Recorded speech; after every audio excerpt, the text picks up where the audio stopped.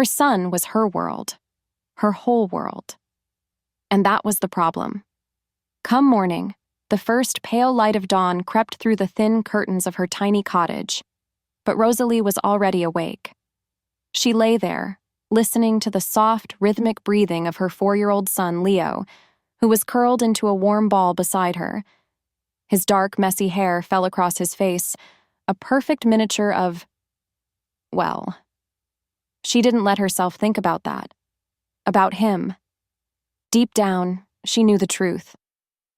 This small, fragile piece she had built for them in the forgotten town of Havenwood was a house of cards. One breath of wind, and it would all come tumbling down. She had run from her mother's shame, from the cold, cutting words that had cast her out at 18, pregnant and alone. "You have ruined us," her mother had hissed, her face a mask of disgust. The memory was a scar that still ached on cold nights. Maybe it was fate that she had to be so strong. She had to be because Leo deserved a life free from that kind of poison. Moments later, she slipped out of bed, her bare feet cold against the worn wooden floorboards. The cottage was small, just 2 rooms and a kitchen, but it was theirs. It was safety. As she started the coffee maker, its gurgling the only sound in the quiet house, her eyes fell on a smooth, dark stone sitting on the windowsill. Leo had found it in the woods yesterday, clutching it in his small fist like a treasure. It was almost black, with a strange, faint iridescence that seemed to drink the light. She picked it up. Without warning, a jolt, not of electricity, but of warmth, shot up her arm, blooming in her chest like a phantom heat. It was a feeling she hadn't felt in 4 long years. A ghost of a memory. A pull. A connection to the stranger under a bleeding moon. The man whose face she could barely recall but whose presence was etched into her very bones. Her breath caught. She dropped the stone as if it had burned her, her heart hammering against her ribs. No, she would not be weak. Not now. Not ever. She had Leo. He was all that mattered. That same day at the diner, the bell above the door chimed, announcing another customer. Rosalie forced a smile, balancing 3 plates on her arm. "Be right with you," she called out. Havenwood was a town of whispers, and she was their favorite subject, the young, single mother who kept to herself. She could feel their eyes on her, their pity and their judgment. An older woman, Mrs. Gable, gave her a tight-lipped smile that didn't reach her eyes. "More coffee, dear," she said, tapping her cup. "And do try not to spill it this time. You seem so flustered. Always." Rosalie's smile didn't waver, but inside, she flinched, flustered, broken, unworthy. Her mother's words echoed in a stranger's voice. She just nodded and refilled the cup. In fact, her hands were perfectly steady. She had learned to be steady because steady hands could work, and work paid for rent, and rent kept Leo safe. Later that evening, long after the sun had set, she tucked Leo into bed. He was holding the strange, dark stone again. "Mommy?" he whispered, his eyes wide and sleepy. "The stone is warm." A chill traced its way down her spine. "It's just from your hand, sweetie. Go to sleep." But as she watched him drift off, her thoughts spun. She couldn't shake the feeling from that morning. That pull. It felt like a string tied to her soul, a string that had suddenly been tugged after 4 years of silence. And she didn't know what scared her more, the tug itself, or the terrifying, treacherous part of her that wanted to tug back. The map was a tapestry of death. Here, a pack lost.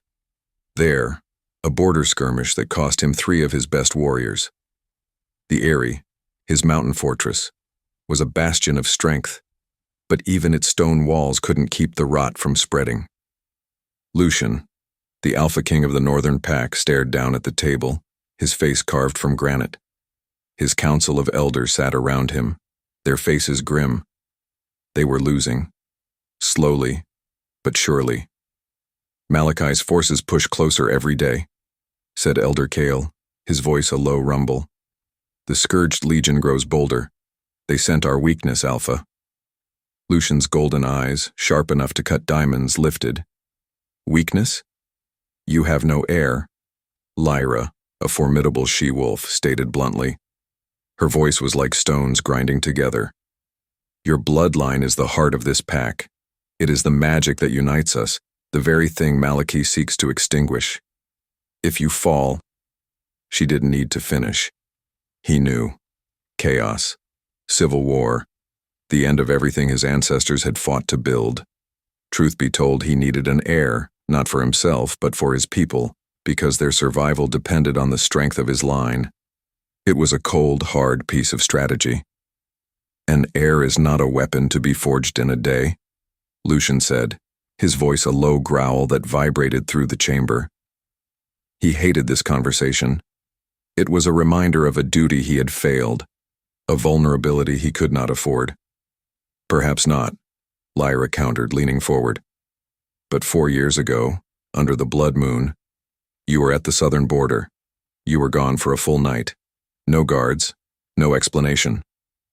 Silence. Thick and heavy. Lucian's jaw tightened. A flicker of memory. Wild, untamed, a scent of rain and earth. A woman's soft gasp in the darkness. A moment of weakness. A single night where he had let the man rule the king. He had pushed it down, buried it under the weight of his crown. Before he could speak, the chamber doors burst open. A scout captain, breathless and covered in mud, stumbled in. He bowed low. Alpha King, he panted. Forgive me, the trackers. After all this time, we've found her. The air thickened.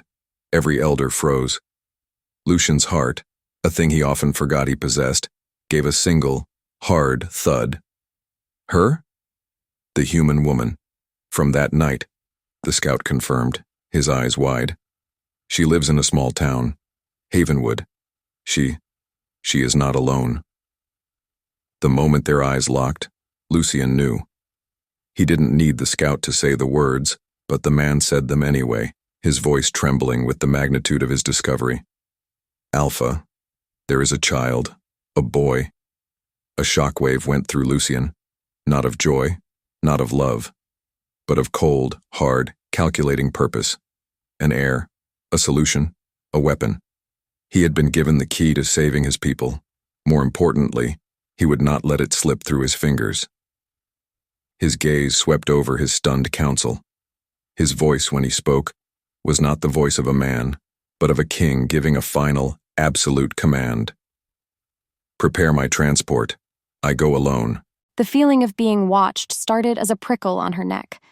Rosalie was pushing Leo on the swing set at the edge of town, the one near the deep, dark woods. It was a beautiful afternoon, the air crisp with the promise of autumn. But no matter how hard she tried, she couldn't shake the feeling, a cold dread that coiled in her stomach. She scanned the tree line, her eyes searching the deep shadows between the ancient pines.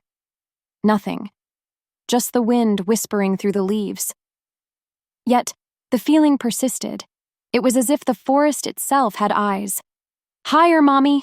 Leo squealed with delight, his small legs kicking at the air. She forced another smile, pushing him again. To the moon, my little wolf. The words slipped out, a forgotten endearment from a life she no longer lived. Later, on the walk home, a car passed them. A sleek, black car with windows so dark she couldn't see inside. It was utterly out of place in Havenwood, a town of rusted pickup trucks and sensible sedans. It moved too slowly, the engine a low, predatory hum. As it passed, the prickling on her neck intensified. She clutched Leo's hand tighter, her pace quickening. She told herself she was being paranoid, she was just tired, stressed. But then, that night, she saw him. Leo was asleep, the house was silent, but a strange restlessness had taken root in her soul. She went to the window, pulling back the curtain just a fraction. And there he was. Across the street, standing under the halo of a flickering streetlight, was a silhouette. A man. Tall, broad-shouldered, and utterly still. He wasn't doing anything. Just watching her house. Terror, cold and sharp, stole her breath. It wasn't paranoia. It was real. The string that had been tugged that morning was attached to him. He had come. The stranger from the blood moon, the father of her child. Her body moved on instinct. She let the curtain fall, her back pressing against the wall, her hand flying to her mouth to stifle a scream. Her thoughts spun into a frantic, chaotic mess. Who is he? What does he want? Does he know about Leo? Yes. Deep down she knew he did. Why else would he be here? The silence in the cottage roared around her, amplifying the frantic beat of her own heart. He was outside. The past she had run from was standing on her doorstep. With every heartbeat, she could feel the fragile walls of her safe little world begin to crack and crumble. In a single heartbeat, the world shifted. Her quiet life was an illusion, and it had just been shattered. He was here, and she knew, with a certainty that chilled her to the bone, that he hadn't come for her. He had come for their son. He moved through the darkness like a predator. The night air in this human town was stale, thick with the smell of cut grass and asphalt, so different from the clean, sharp scent of pine and snow in his mountains. But then, beneath it all, he caught it. A scent that cut through everything else. A scent his bones remembered, rain and wild earth. Her. As if pulled by a string, his steps became silent, deliberate. He stopped across from the cottage. It was small, fragile-looking, pathetic. And yet the scent was a beacon, drawing him closer. In that moment, he felt it.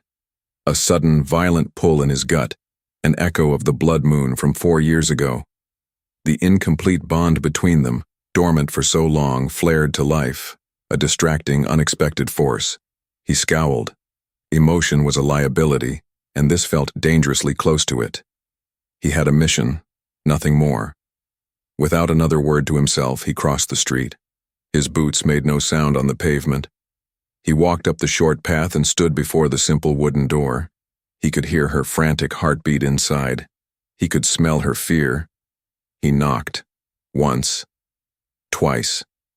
The sound was like a thunderclap in the quiet night. The door creaked open, and there she was. Her eyes were wide, her face pale beneath the porch light. She was older, but he knew her instantly. The fear in her eyes turned to shocked recognition. But then, his gaze shifted. Peeking out from behind her legs was a small boy with a mop of unruly dark hair and eyes. His eyes, golden and sharp, even in the dim light. The boy clutched her leg, staring up at him with a child's unfiltered curiosity. His heir. The sight solidified his purpose, turning his resolve to ice. The bond was an irritation. The woman was an obstacle. The boy was the objective. He looked back at her, his expression a mask of cold authority. "Rosalie," he said. Her name felt strange on his tongue. He didn't wait for a reply. "He is my son." Her breath hitched. Her knuckles were white where she gripped the door. "He is the heir to the northern pack," he continued, his voice low and absolute, leaving no room for argument. "He is coming with me." He expected tears. He expected pleading. He expected a terrified submission. Instead, her fear was consumed by a sudden, blazing fire. Her chin lifted. A growl, soft but unmistakable, vibrated in her chest, and then she did something no one had ever done to him, not in his entire life as a warrior, a leader, an alpha king. She slammed the door in his face. The sharp crack of wood against the frame echoed in the sudden, shocking silence. He stood there for a long moment, staring at the closed door. He could still feel her defiance, her terror, her ferocious, protective fury pulsing through their bond. Lucian almost smiled. This was not going to be a simple retrieval. Her breath came in ragged gasps. Her back was pressed so hard against the door she could feel the wood grain through her thin shirt. A king. An alpha king. The words he'd spoken were a death sentence to the life she had built. Heir to the northern pack. The name sounded like something from a dark fairy tale, a story meant to frighten children. But the man on her porch, the father of her child, he was real. His power was real. The danger was real. Her thoughts spun into a frantic storm. She had to run. But where? He was a king. Kings had resources, trackers, soldiers. Running was a fool's hope. He would find them. He would find Leo. No matter how hard she tried, she couldn't see a way out. Her world, her tiny, safe world, had shrunk to the size of this room, and the walls were closing in. Her gaze fell on Leo, who was now hiding behind the sofa, his eyes wide with confusion. "Mommy?" he whispered. "Who was that man?" "No one, baby," she lied, her voice trembling. "Just a man who came to the wrong house." Liar. She scrambled for her phone, her fingers fumbling. She had to call someone. The police? What would she say? "There's a king outside my house and he wants to take my son?" They would think she was insane. They would take Leo away from her for being an unfit mother. To make things worse, just as her fingers closed around the phone, it buzzed. A text from an unknown number. Her heart skipped. With trembling hands, she opened it. It was a picture. A digital copy of the deed to her rented cottage. And at the bottom, in cold, official print, was the name of the new owner. Lucian Thorne. Her blood ran cold. Before she could even process it, another text came through. Another picture. This time, it was the deed to the diner. Her job, her only source of income. Owned by the same name. A third text followed, this one with only words. Cold, simple, and absolute. "You cannot run from me." A sob, dry and ragged, tore from her throat. He owned everything. Her home, her job. He had cut off every possible escape route before she even thought to take them. She wasn't just a mouse in a trap. He had built the maze around her, and he held the keys to every single wall. She sank to the floor, the phone clattering from her hand. The silence roared in her ears. She was trapped. Utterly and completely trapped. And the monster wasn't at her door anymore. He was everywhere. He sat in the cold leather of his car, watching the small, vulnerable cottage. The lights were on inside, a warm, defiant glow against the oppressive darkness. He could feel her through the bond, a chaotic storm of terror, fury, and a despair so profound it was a physical ache in his own chest. It was irritating. This messy, unpredictable human emotion was a variable he hadn't properly accounted for. He had assumed his title, his sheer presence would be enough. He had assumed she would crumble. Instead, she had fought back in the only way she could. On the other hand, his initial strategy had failed. Brute force was clearly not the answer. He could tear the door from its hinges, level the entire house with a single command to his men. But what would that accomplish? It would terrify the boy, his son, his heir.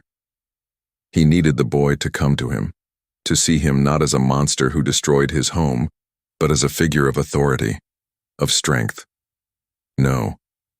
A new strategy was required. A siege, but not a siege of violence. A siege of presence. Because of that, he would not allow her to run, and he would not allow her to hide. He would insert himself into her world so completely that his presence became a simple, unavoidable fact of her life. He would control her environment until she had no choice but to engage with him on his terms. A slow, cold smile touched his lips. It was a better plan. A smarter one. A crueler one. Instead of driving away, he got out of the car. The air was cool against his skin. He didn't walk toward the front door this time. Rather, he walked to the edge of the small, patchy yard where a child's swing set sat, rusted and broken. One of the swings hung from a single chain. A sad, lonely sight.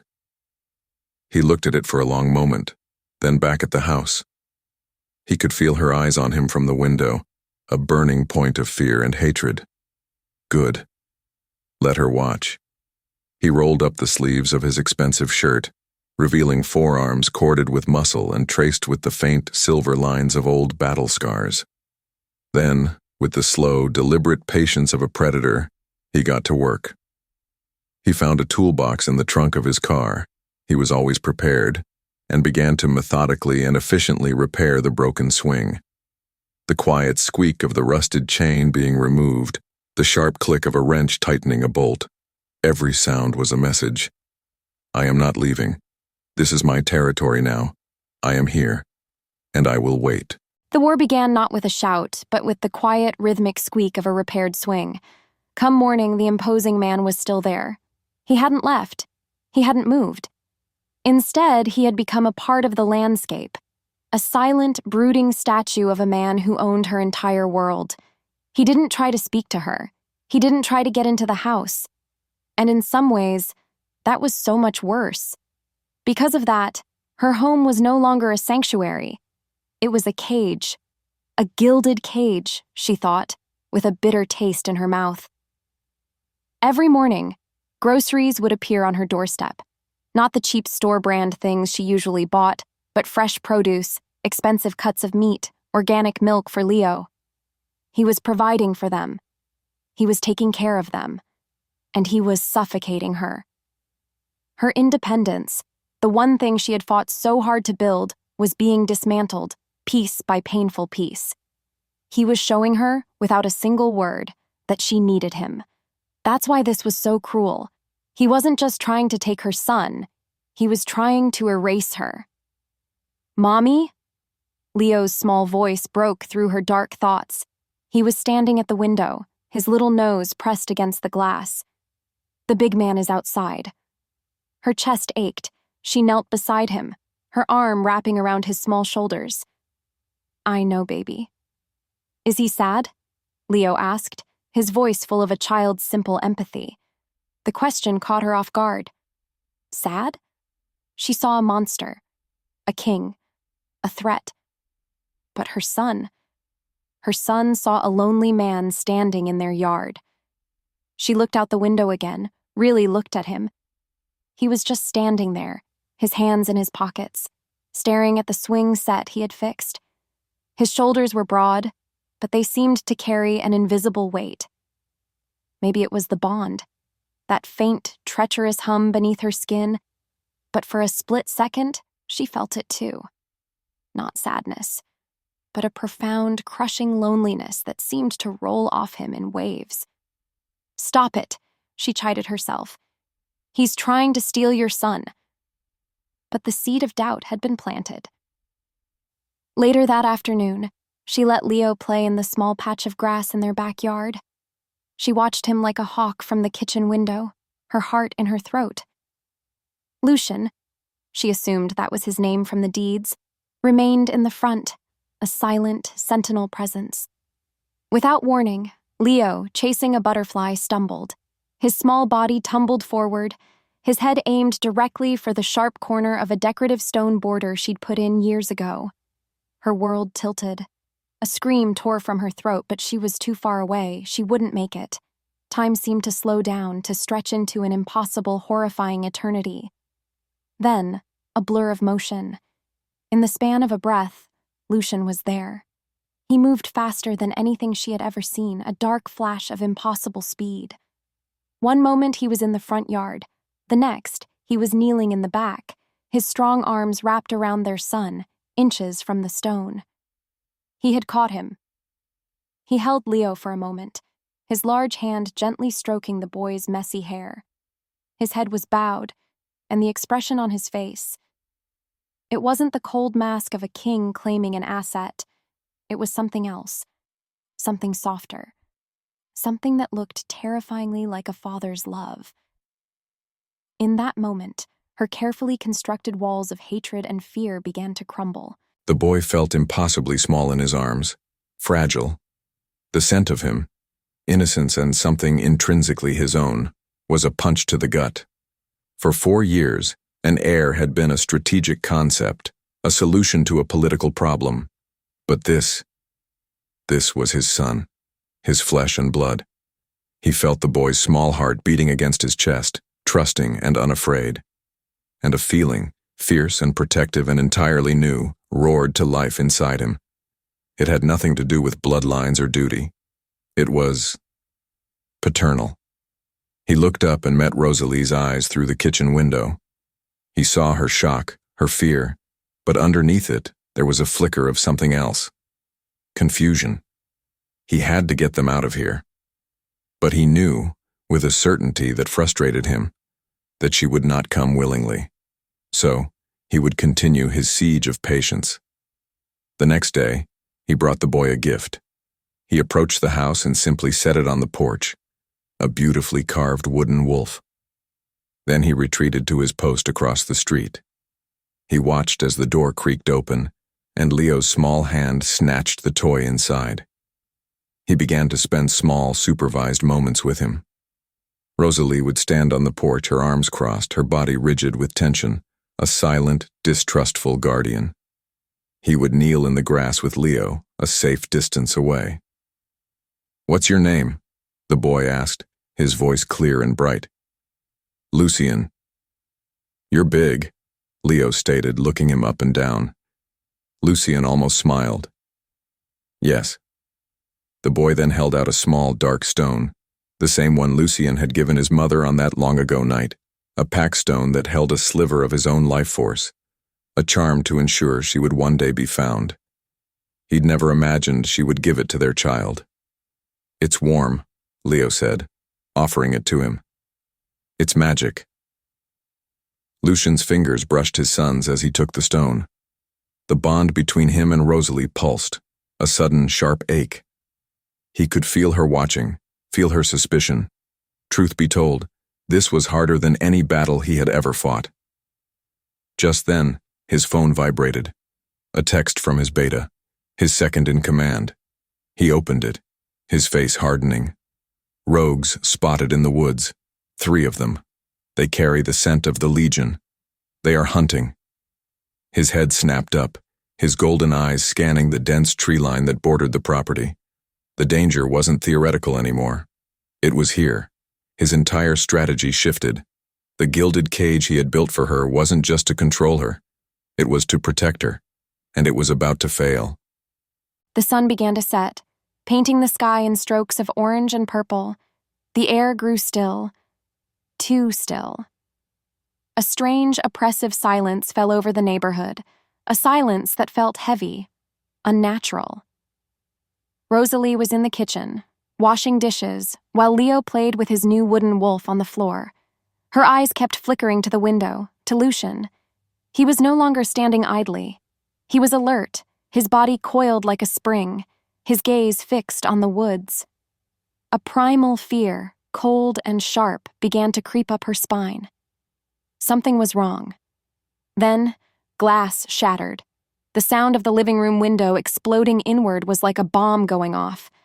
A scream tore from her throat. 2 figures, large and snarling, scrambled through the broken frame. They were men, but they moved like animals, their eyes glowing with a faint, predatory light. Their faces were twisted into inhuman snarls. Rogues. Her first and only thought was Leo. Before she could move, one of them was on her, his foul breath hot on her face. His fingers, like claws, dug into her arms. She fought back, kicking and scratching, a wild, desperate animal protecting her young. But then, the front door didn't just open. It exploded off its hinges, splintering into 1,000 pieces as a third figure filled the frame. It was Lucien, and he was not the man she had been watching for days. His eyes were blazing gold, pupils slit like a cat's. A low, terrifying growl ripped from his chest, a sound so deep and guttural it vibrated through the floorboards, through her very bones. The man holding her froze, his eyes widening in terror. "Alpha," he whimpered. Lucien didn't answer with words. Her world tilted as she watched him change, his body contorted, bones snapping and reforming with a sickening series of cracks. His skin split, replaced by a wave of thick black fur. His face elongated into a muzzle filled with dagger-like teeth. In the space of a few heartbeats, the man was gone, and in his place stood a wolf. A monster. He was massive, a beast of nightmare, as black as the void between stars, with silver-tipped fur that gleamed like moonlight. And those eyes, those same golden eyes, now burning with an ancient, untamed fury. The attack that followed was a blur of savage, terrifying efficiency. He moved with a speed that was impossible, a whirlwind of claws and teeth. The rogues didn't stand a chance. It wasn't a fight, it was an execution. When it was over, silence roared in the destroyed room. The two rogues lay still, broken. Lucian, still in his monstrous form, stood over them, his black fur matted with blood. He turned, his golden eyes locked onto hers. Her breath caught, trapped in her lungs. This was it. The monster would turn on them now. She scrambled backwards, pulling a terrified, weeping Leo behind her, shielding him with her body. But he didn't move toward them. Instead, as she watched, the transformation reversed. The horrible snapping of bones echoed again, and the wolf receded, replaced by the man. He was naked, splattered with blood, but his eyes were clear. His first action, his very first thought, was not to speak, not to explain. It was to step directly between her and the carnage he had wrought, his broad, bloodied back shielding her and their son from the horrific view. He was protecting them, not from the rogues, from the truth of what he was. The silence that followed the slaughter was worse than the noise. It was thick with the coppery tang of blood and the smell of Rosalie's terror. He stood there, his human skin feeling strange and ill-fitting after the raw power of the wolf, his body shielding her from the ruin he had made of her home. His control, the one thing he valued above all else, was gone. Shattered. He had allowed the enemy to get this close. He had failed. He could feel her fear pulsing through the bond, a frantic, hammering rhythm that echoed the beat of his own heart. It was a distraction, a weakness, and yet, he couldn't shut it out. He finally turned, his movements stiff. "They will send more," he said, his voice rough, stripped of all emotion. It was a tactical assessment, a fact. Rosalie just stared at him, her eyes wide and dark, her arms wrapped around their son as if she could absorb him into her own body. She wasn't looking at him. She was looking through him at the monster she now knew lived beneath his skin. "Why?" she whispered, her voice trembling. "Why us?" Frustration, hot and sharp, pricked at him. Why couldn't she see the logic, the cold, hard truth of their situation? "It is not about us," he tried to explain, stepping carefully over a piece of the shattered door. "It is about him." He nodded toward the boy. "He is my heir. That makes him a target, a symbol. To my enemies, his life is a prize to be taken." Her chin lifted, a flicker of the defiance he'd seen when she'd slammed the door in his face. "He is not a prize. He is a little boy." "He is both," Lucian snapped, his voice a low growl. He instantly regretted it. Her flinch was a physical blow. He reined in his temper, a difficult task when her fear was making his own wolf pace restlessly under his skin. "Rosalie, you are not safe here. He is not safe here. This town, this housing, it is a paper cage. I can protect you, but you must let me." She just shook her head, a slow, silent refusal. She didn't believe him. Or worse, she didn't care. All she saw was one monster trying to save her from others. Truth be told, he didn't know how to reach her. He was a king, a general. He knew how to command armies, how to strategize, how to kill. But he did not know how to soothe the fears of a woman he had terrified. Without warning, a whistling sound cut through the night air. His instincts surged. "Get down," he roared. He threw himself forward, covering Rosalie and Leo with his own body, just as a fiery projectile slammed into the ancient oak tree in her front yard. Thump. Flames erupted, casting the whole yard in a flickering, hellish light. It was an arrow, a burning arrow. And tied just below the flaming head, untouched by the fire, was a single black raven's feather and a small, rolled-up piece of parchment. Malachi's signature. A message. His blood ran cold. This was a direct challenge. A declaration. He had found them, and he was done playing games. The world was fire and smoke and the terrifying solid weight of Lucian's body shielding hers. The heat from the burning arrow washed over them, and the smell of scorched bark filled the air. This wasn't just a fight anymore. This was a war, and it was burning in her front yard. Lucian moved, his body uncoiling from theirs. He stalked to the door, his form a dark silhouette against the blaze. But before he could step outside, the forest exploded. It wasn't just 2 or 3 this time. It was a wave. A dozen figures, maybe more, poured from the tree line, their movements low and predatory. The full-scale attack had begun. "Inside! Now!" Lucian's voice was the roar of a king. He shoved her and Leo back, away from the door, just as the first of the rogues crashed onto the porch. What followed was chaos. A symphony of snarls, the splintering of wood, the shattering of the remaining windows. Rosalie scrambled into the small kitchen, pulling a whimpering Leo with her, and shoved them both into the pantry, a dark, cramped space that smelled of spices and fear. She cracked the door just enough to see. Lucian was a whirlwind of violence. He fought not as a wolf, but as a man, and somehow that was even more terrifying. He moved with an unnatural speed and a brutal, focused rage. He was outnumbered, horribly so, but he was a storm, and they were just leaves caught in the wind. But there were too many. She saw one of the rogues break away, his eyes locking on the pantry door. On them. He grinned, a horrific, bloody expression. He was coming for Leo. Her breath caught. Her body moved on instinct. She shoved the pantry door open, grabbing a cast-iron skillet from the stove. "Get away from him!" she screamed, her voice thin but fierce. The rogue laughed, lunging for her. But he never made it. Lucian was there, a dark flash of motion. He intercepted the rogue, his body slamming into the other man's. But the move left him open.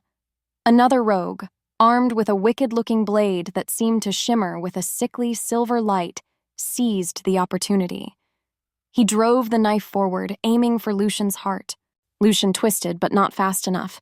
The blade sank deep into his shoulder, a roar of pure agony ripped from Lucian's chest. The silver blade, it was poison.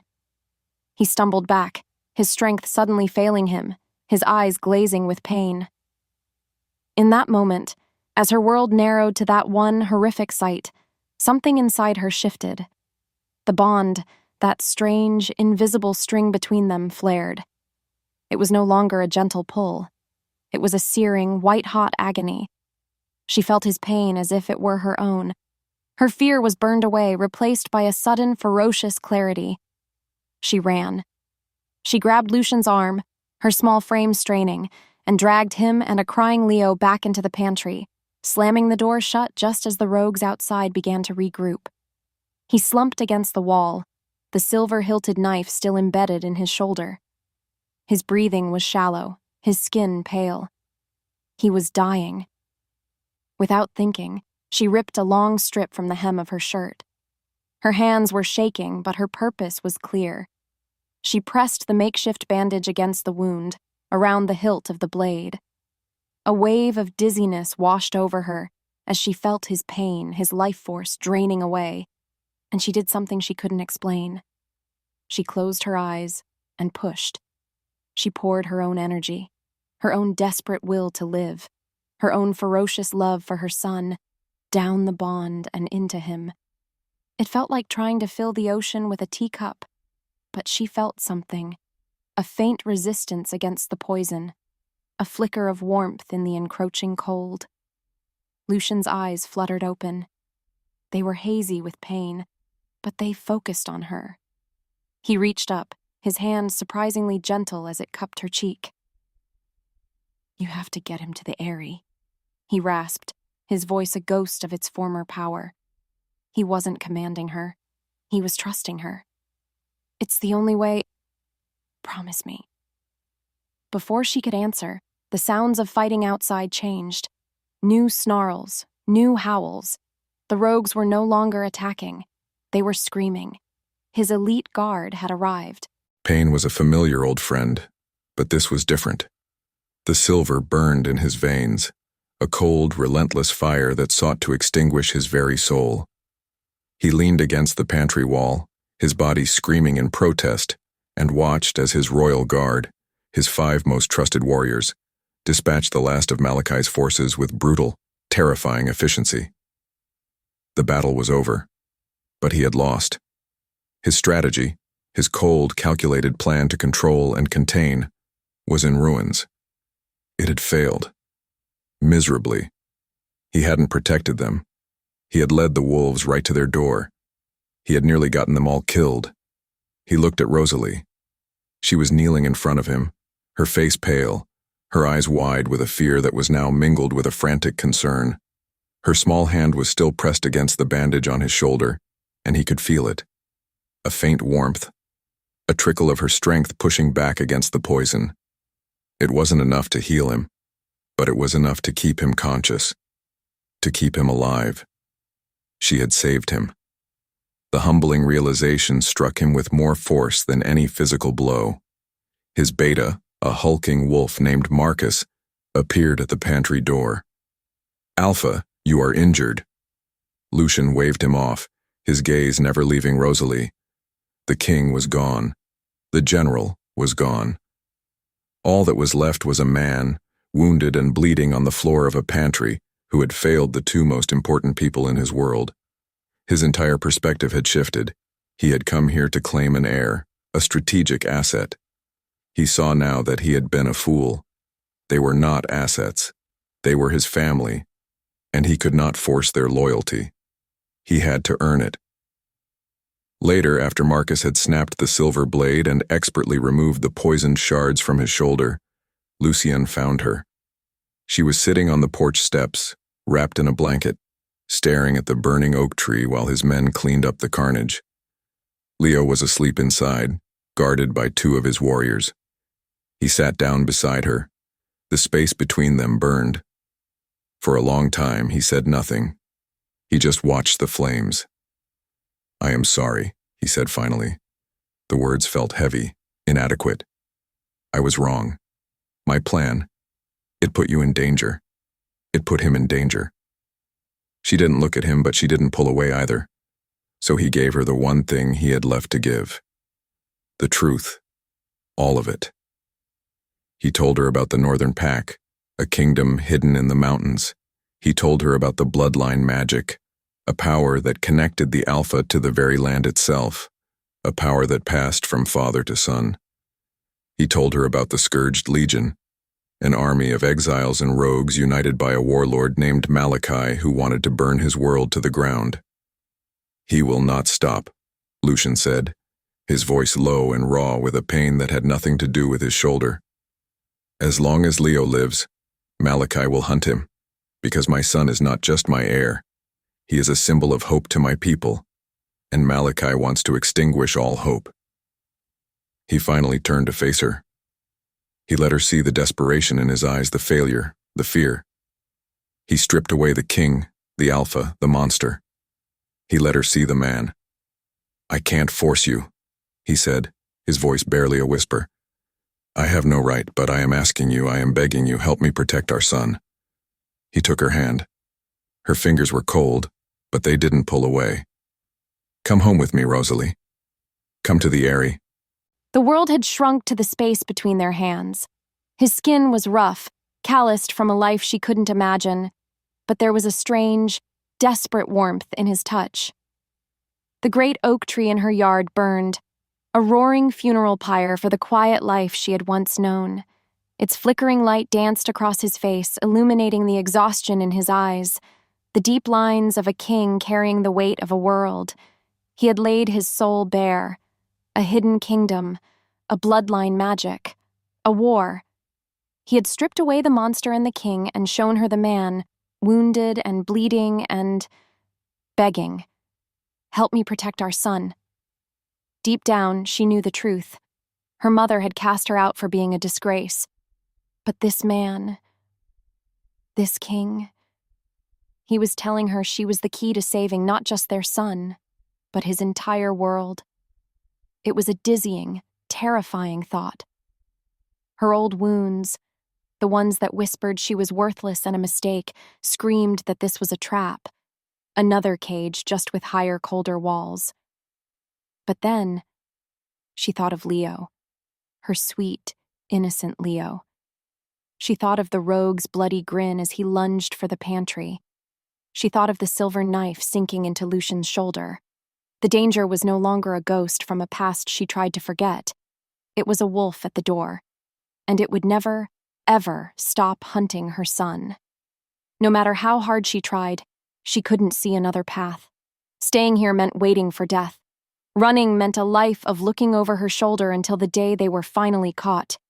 His way, his world, it was a land of monsters, but it was the only place their son might actually survive. She pulled her hand from his, and for a second, she saw a flash of despair in his golden eyes. She stood up, her bones aching, and walked back into the ruined shell of her home. One of Lucian's guards, a mountain of a man with a scarred face, stood sentinel by Leo's bedroom door.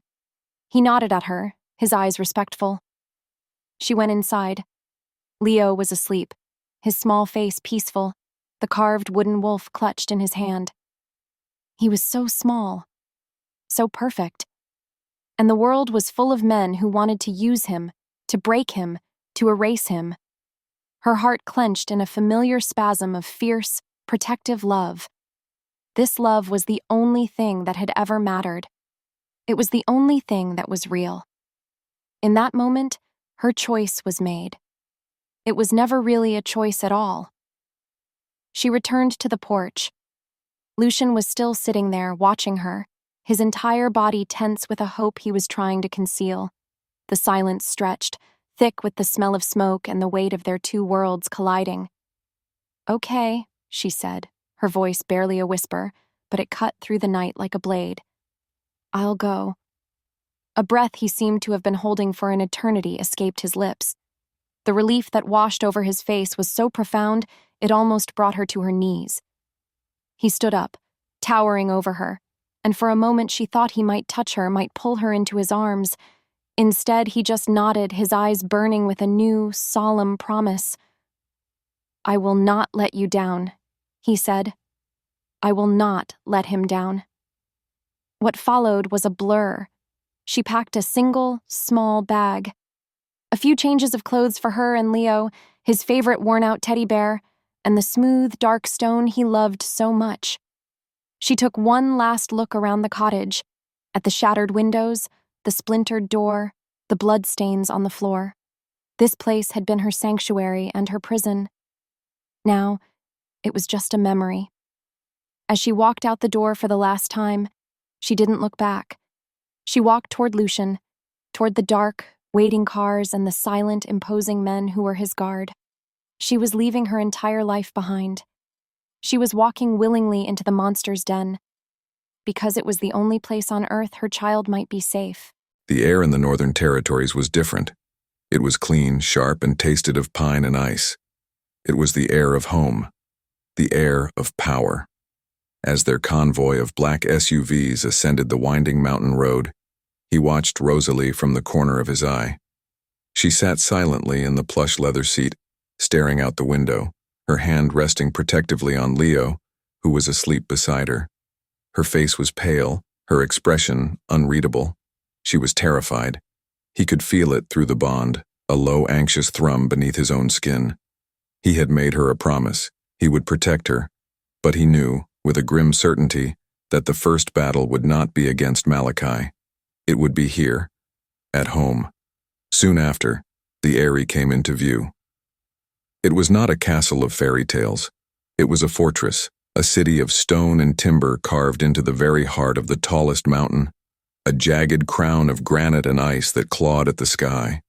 Waterfalls cascaded down its sheer cliffs, freezing into shimmering curtains of ice.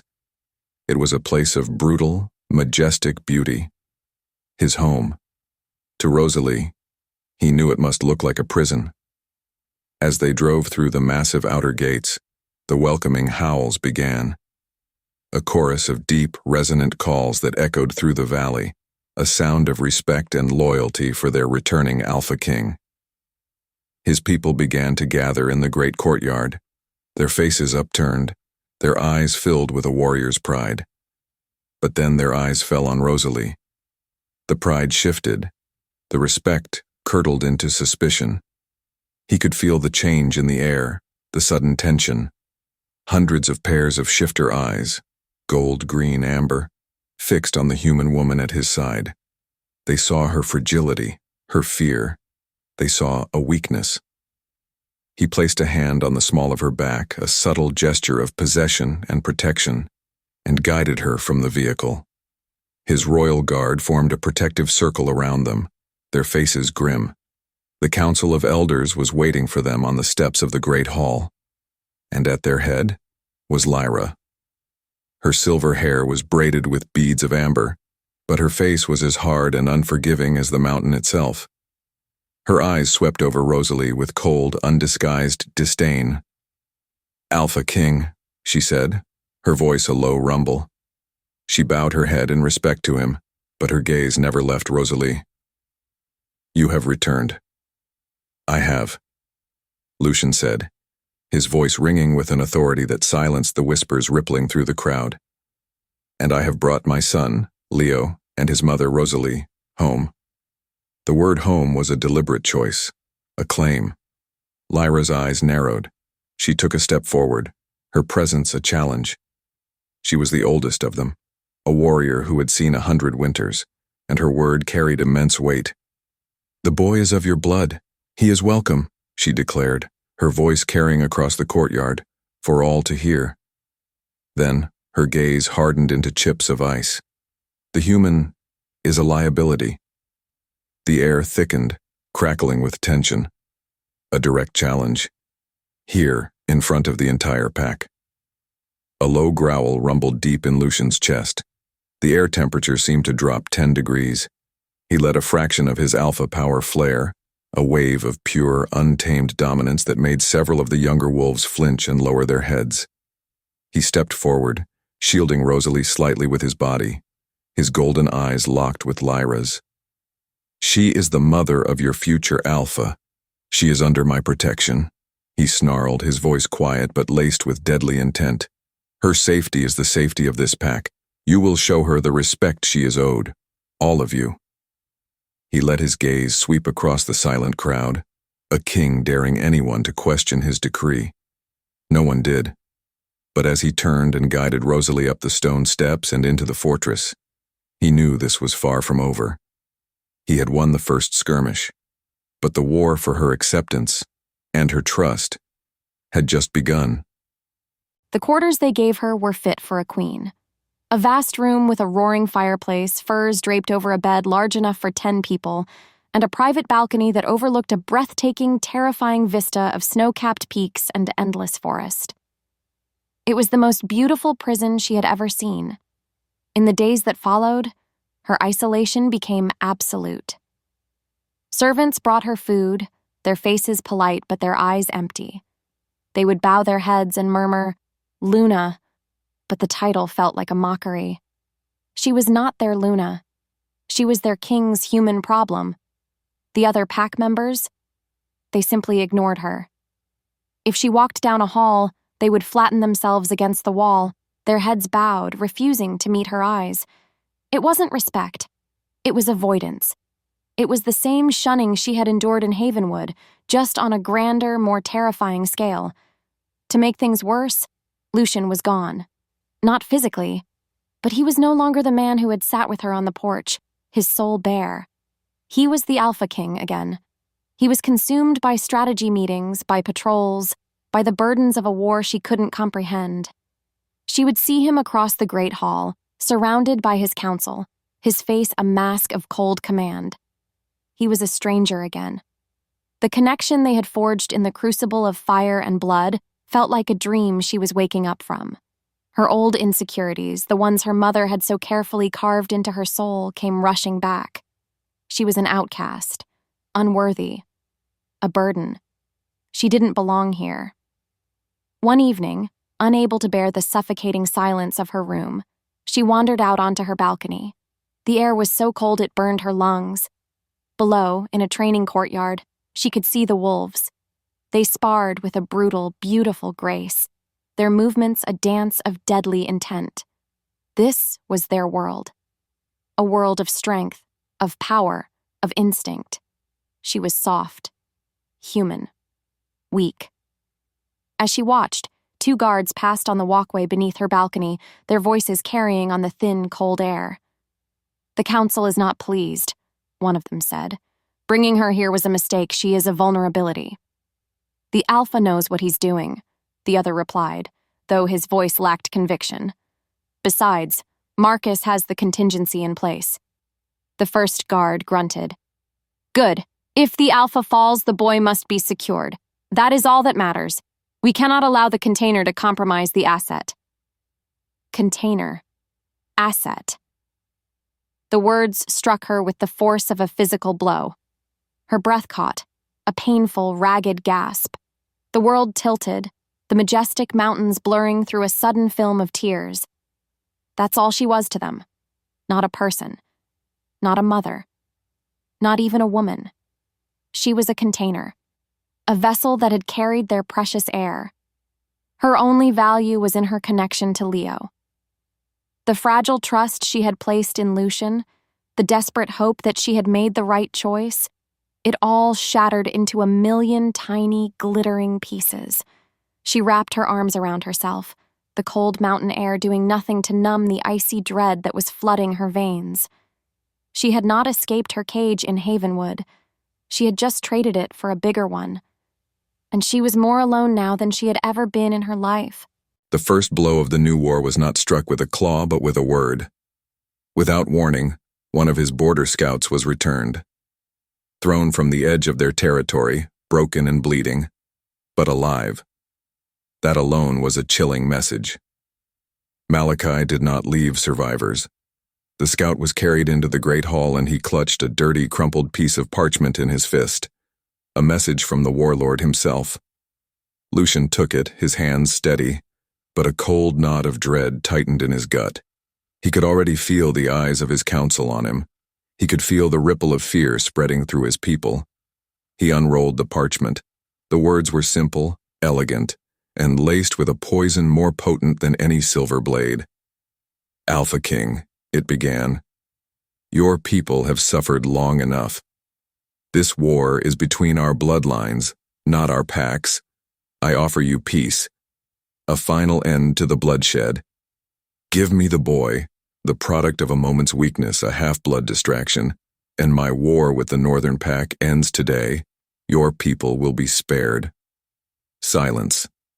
A thick, suffocating silence that filled the entire hall. Lucian's vision narrowed. The parchment crinkled in his fist. It was a masterstroke of cruelty, a lie wrapped in the guise of logic. Malachi had no intention of honoring any deal, but that didn't matter. The offer wasn't for him. It was for his pack. It was a seed of dissent, designed to make them look at him, at Rosalie, at their son, and ask, "Is one child worth the lives of thousands?"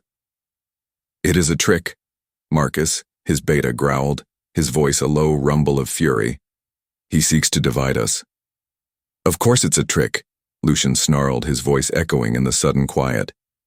He tore the parchment in half. "He thinks we are fools." But then, Lyra stepped forward, her old eyes cold and calculating. "A trick, perhaps," she said, her voice carrying a weight that could not be ignored. "But it is an offer that has now been heard by every warrior in this hall. An offer of peace. An offer to end the dying." His gaze snapped to hers. "You would have me consider it?" "I would have you consider your duty, Alpha King," she replied, her voice unwavering. "The needs of the many have always outweighed the needs of the few. That is our law." To make things worse, he could feel Rosalie's fear through the bond, a distant, frantic pulse. She was somewhere in this fortress, feeling the shift in the very air, and his inability to go to her, to comfort her, felt like a physical chain around his neck. He had to be strong. He had to be the unmovable king. And so he had to push her away, creating a distance that felt like a betrayal to them both. As a result, he turned his back on his council, his face a mask of cold fury. He gave the only order he could. "Double the patrols. The warlord wants an answer. We will give him one in blood and steel." But as he walked away, he could feel their eyes on his back. He could feel their doubt. The seed had been planted, and it was already beginning to grow. The air in the eyrie had changed. It was no longer just cold avoidance. It was something sharper, something calculating. The whispers that used to die when she entered a room now seemed to follow her, clinging to her like shadows. The glances from the pack warriors were no longer just curious. They were measuring. She felt like an animal in a zoo, a strange creature in a cage, and her son was the prize they were all staring at.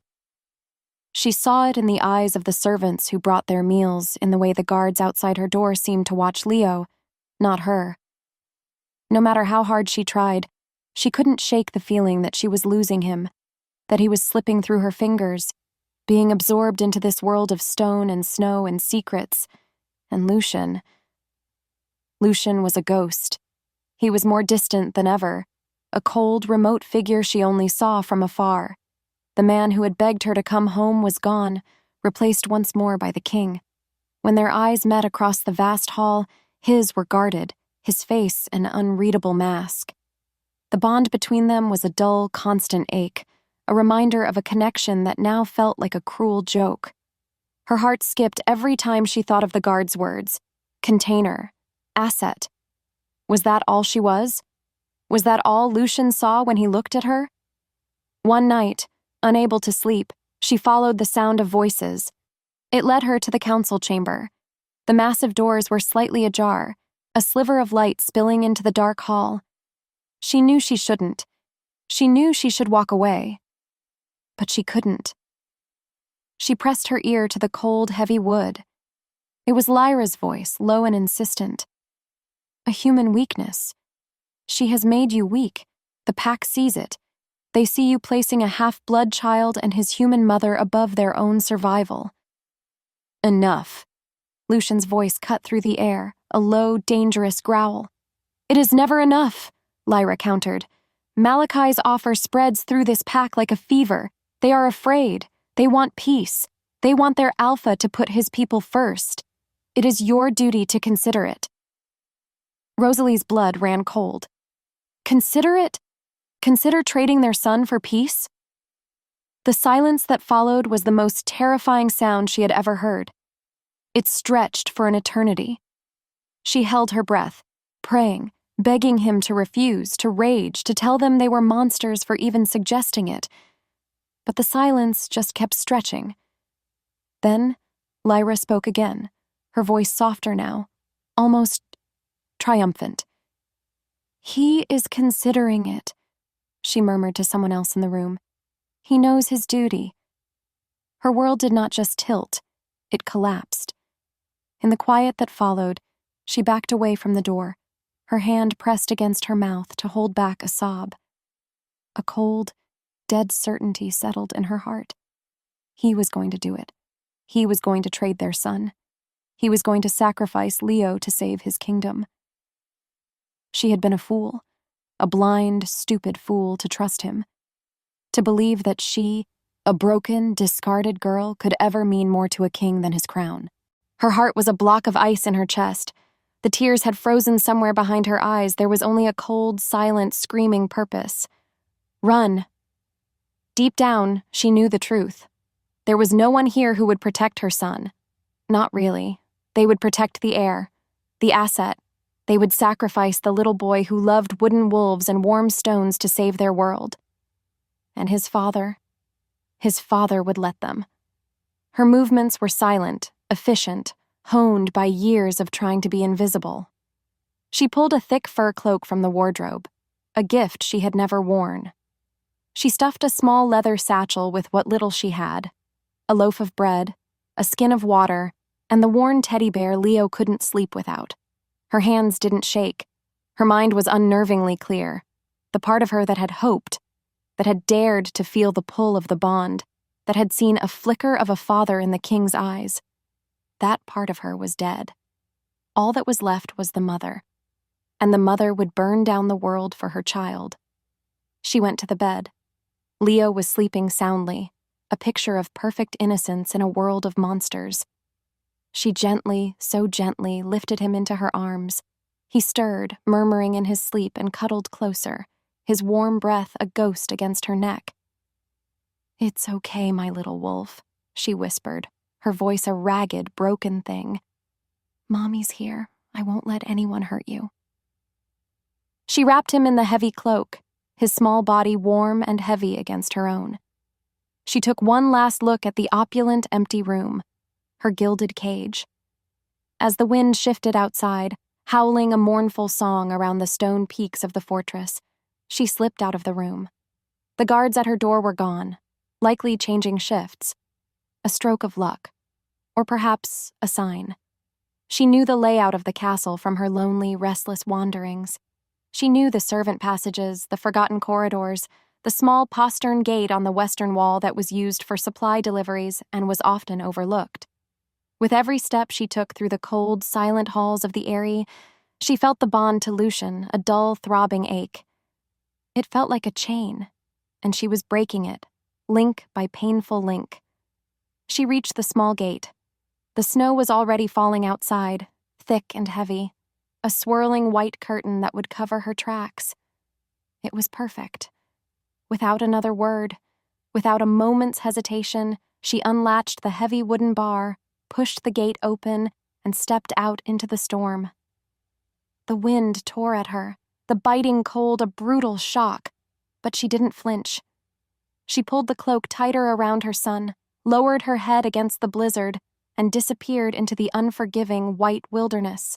The moment she left, he felt it, a sudden jarring emptiness, a cold void where the warm, anxious thrum of her presence used to be. The bond, the invisible thread that connected their souls, had gone taut, stretched thin and frayed, humming with a pain that was not his own. His meeting with the council ended abruptly. He didn't dismiss them. He simply stood, a dark feeling of dread coiling in his stomach, and walked out, leaving them in a stunned silence. His steps were long and purposeful, eating up the stone corridors of his fortress. He told himself he was being paranoid. She was in her rooms, scared, hiding. But the cold void grew with every step he took. He reached her chambers. The 2 guards he had posted were not at their station. Strange. He pushed the heavy oak door open. Empty. The room was neat, silent, and unbearably empty. The fire in the hearth had died down to glowing embers. The massive bed was made, but she was gone. Panic, an emotion he had not truly felt since he was a boy, clawed at his throat, cold, raw. "Rosalie?" he called out, his voice rough. Silence. He saw it then, on the pillow, a single, folded piece of paper. His heart hammered against his ribs, a frantic, wild thing. With a hand that trembled almost imperceptibly, he picked it up. Her scent, rain and wild earth and a sorrow so deep it made his bones ache, clung to the page. He unfolded it. There were only 6 words, written in a shaky, determined hand. "I won't let you trade him." The words were a blade of pure silver, sliding between his ribs and twisting. No. A guttural sound of denial tore from his chest. She had heard the council. She had heard the whispers. And in his attempt to be the strong, unmovable king, he had shown her the face of a monster. He had let her believe the lie. To make things worse, just as the devastating truth of his failure crashed down on him, Lyra and the other elders appeared in the doorway. "Alpha King," Lyra began, her voice firm.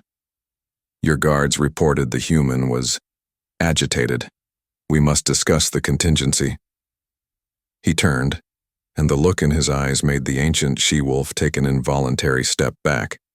The Alpha King was gone. In his place was a male whose mate and child were in danger, and that was a far more dangerous beast.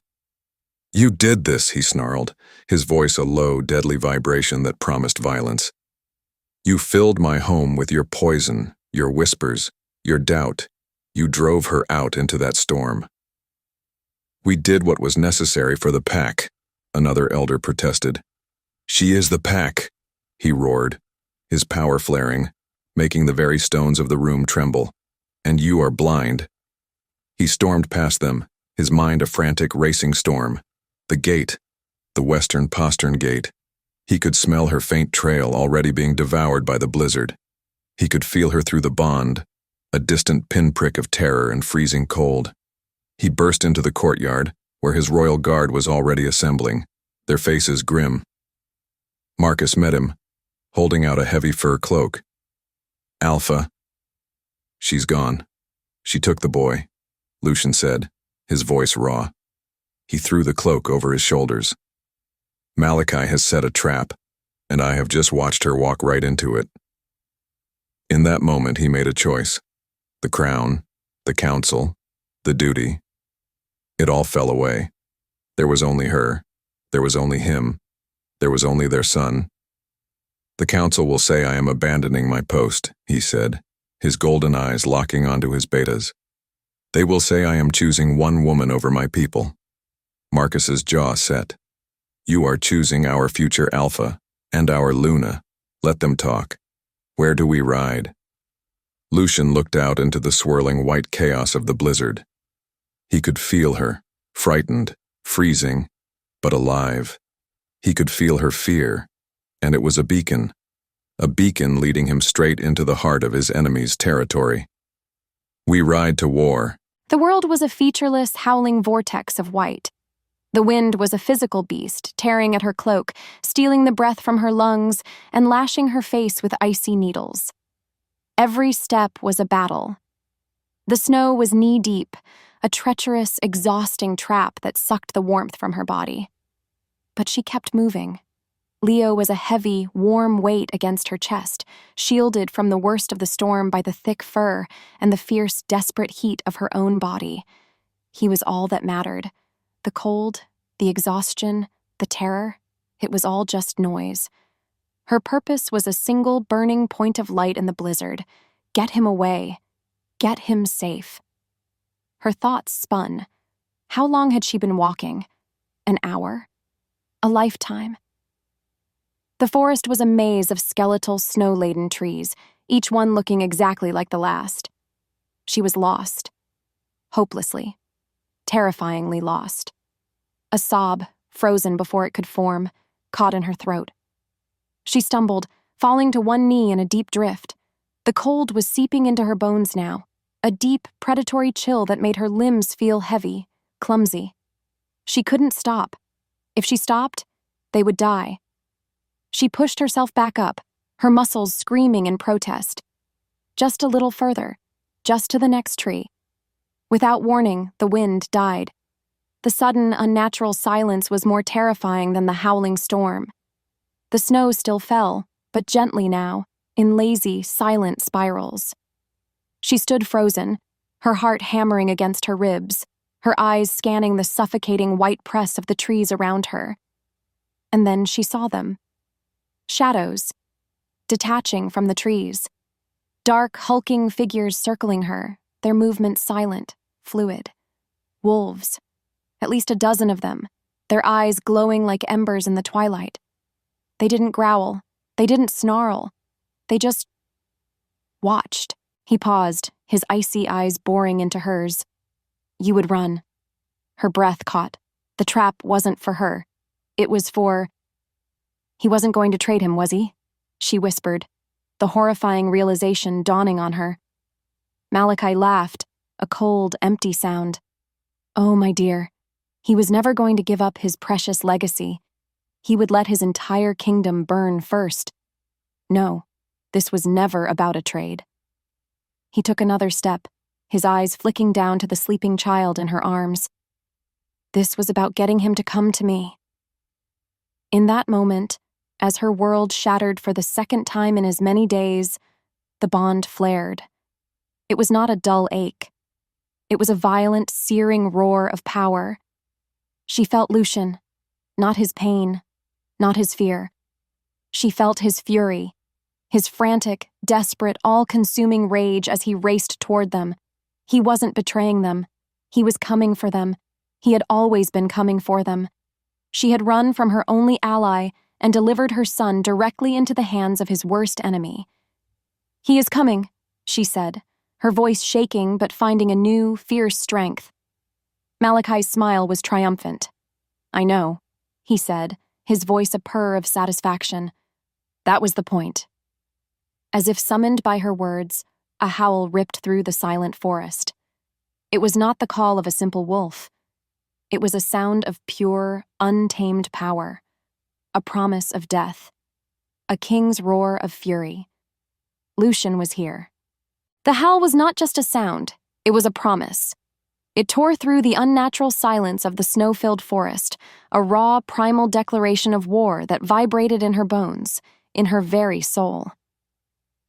Malachi's triumphant smile faltered for a fraction of a second. His icy eyes flickered toward the direction of the sound. It seems the king has come to abdicate his throne, he purred, his confidence returning almost instantly. But Rosalie felt the truth of that sound through the bond. It wasn't the sound of a king. It was the sound of a male coming for his mate and his child. Without thinking, she took a step back, pulling Leo's sleeping form tighter against her chest. The circle of wolves tightened, their golden eyes glowing with predatory hunger. They were a wall of muscle and fur, and she was trapped in the center. "He is not coming for his throne," she said, her own voice a surprise to her. Shaking, yes, but laced with a sliver of steel she didn't know she possessed. "He is coming for us." Malachi laughed, a sound as cold and empty as a winter sky. "Even better. A king who fights with his heart is a king who is destined to lose it."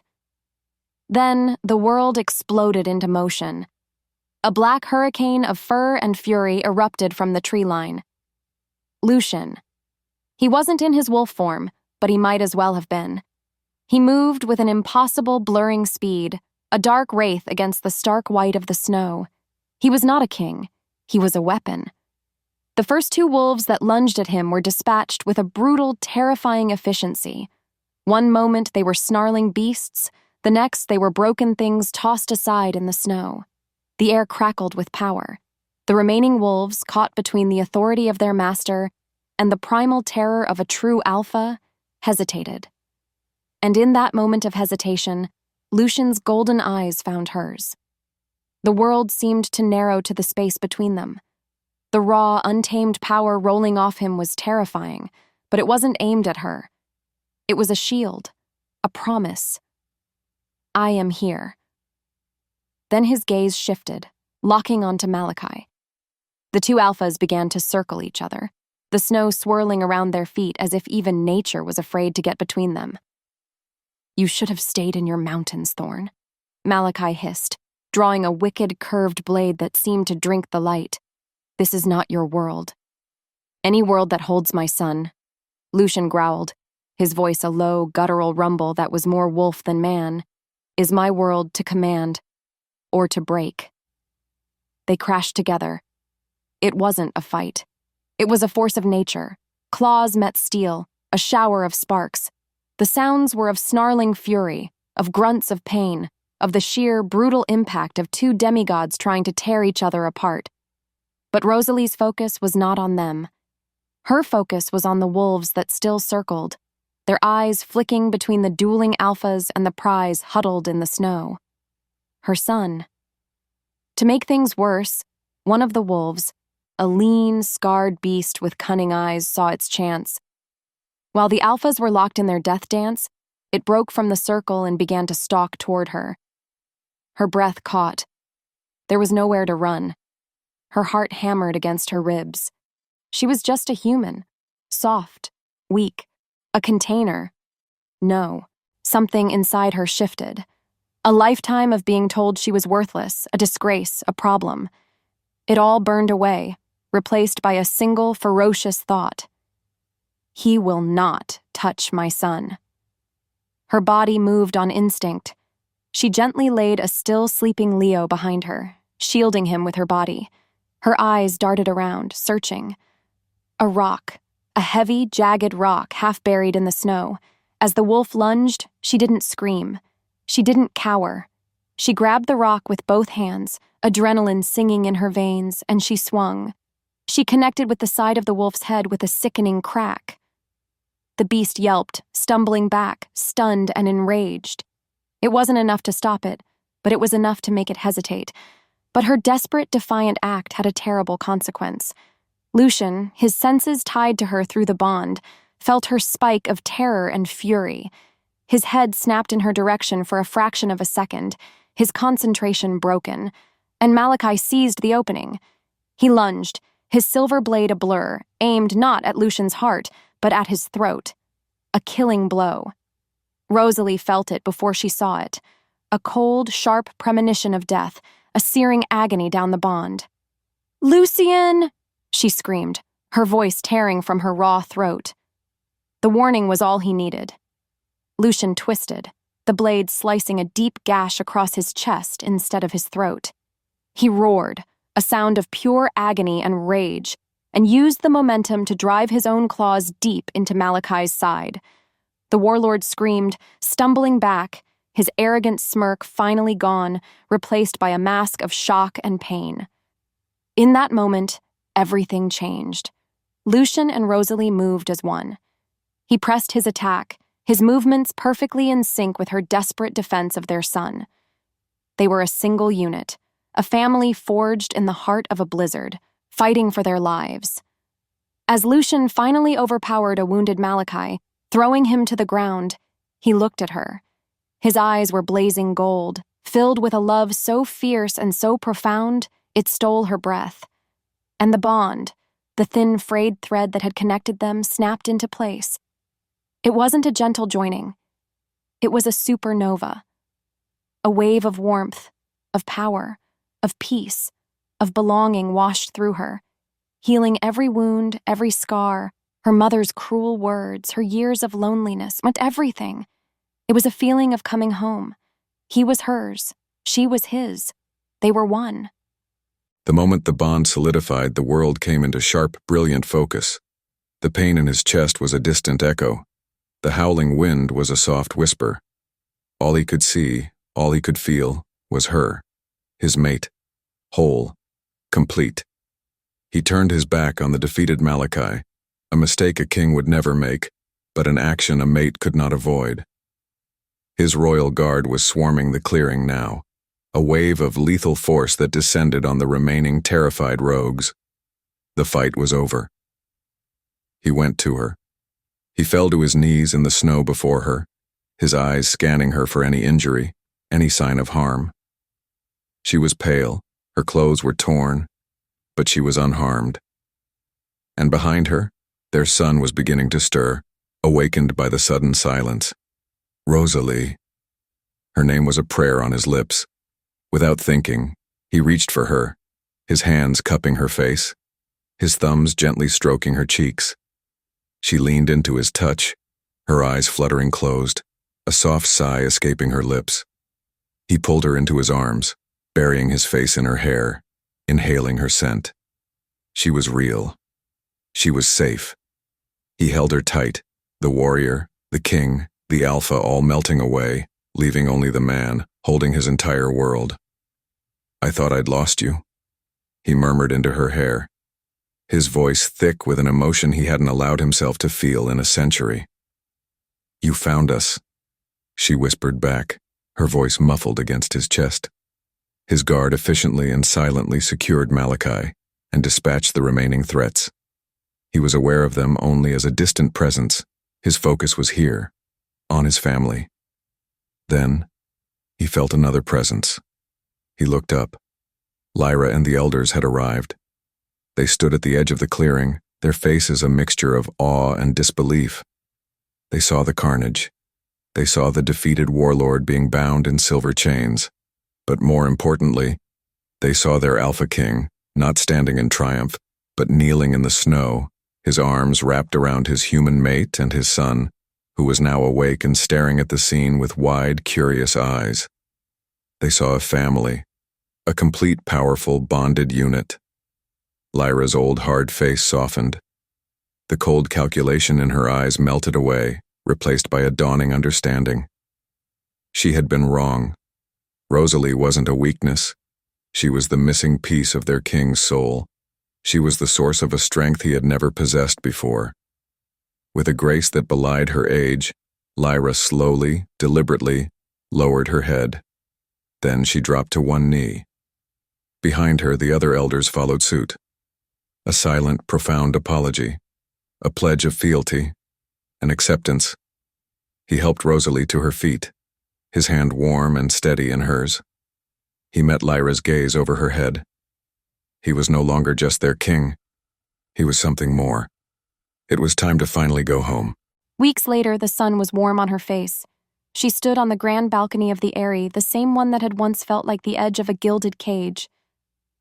Now it felt like the edge of the world. Her world.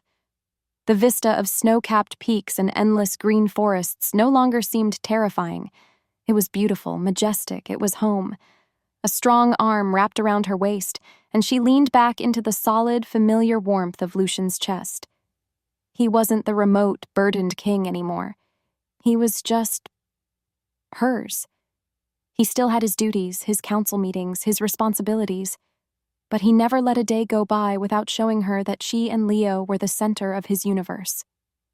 "What are you thinking about?" he murmured, his lips brushing against her hair. She smiled, a real, genuine smile that reached her eyes. "I was just thinking, I'm not cold anymore." He chuckled, a low, warm sound that vibrated through her. He knew exactly what she meant. Below them, in the vast courtyard, Leo was playing. He was chasing a pair of young wolf pups, his laughter echoing off the ancient stones of the fortress. He wasn't the shy, quiet boy from Havenwood anymore. He was confident, happy, surrounded by a pack of hundreds who adored their future alpha. He was home. She looked at the pack members milling below. They no longer avoided her gaze. They looked up at her, their faces filled with a respect and affection that was real and earned. She was not the human container. She was their Luna, and she was finding that she was stronger than she had ever imagined. Lucian turned her in his arms, his golden eyes soft and full of a love that still sometimes stole her breath. He had learned to rule not just with his head, but with his heart. And she had learned that she was worthy of being loved, that her own mother's rejection did not define her. Her capacity to love and to be loved in return, that was what defined her. "I love you," he whispered, the words no longer feeling strange or inadequate, but as natural as breathing. "I know," she whispered back, her fingers tracing the faint silvery scar on his chest from Malachi's blade. He leaned down and kissed her. It wasn't a king claiming his queen. It was a man kissing the woman he loved, a promise of 1,000 more sunrises just like this one, peaceful and safe and utterly perfect. As they stood there, wrapped in each other's arms, a new chorus of howls rose up from the valley below, a joyful, triumphant song that welcomed the rising moon. It was the sound of a pack, whole and strong, under the watch of their alpha and their Luna. Their reign had just begun.